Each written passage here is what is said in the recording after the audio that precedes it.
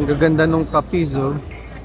Isang kape sa favorite local material ko sa Nargete, kasi very Filipino ang kapis shells.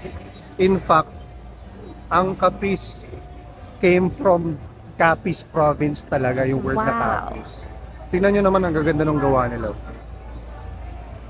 Yung mga nakikita nyo na Capiz windows, it's the same material. Na-invite tayo kasi dito sa Likha 4, Likha ko Lahigo. Ano na to eh, 4th year nila, na-invite tayo ng Office of the President. Galing eh, no? Dito yan sa Foro de Intramuros sa Manila. Ang ganda kasi kinurate nila yung mga Filipino artisans all over the Philippines. So merong mga ganitong artisans. Meron pa naghahabi ng tela dito eh. So guys, visit nyo na kasi open to for public until Sunday lang. Ang galing, sana magtuloy-tuloy yung ganitong project na likha. Maganda siya kasi mapopromote yung mga local artisans saka yung local craftsmanship.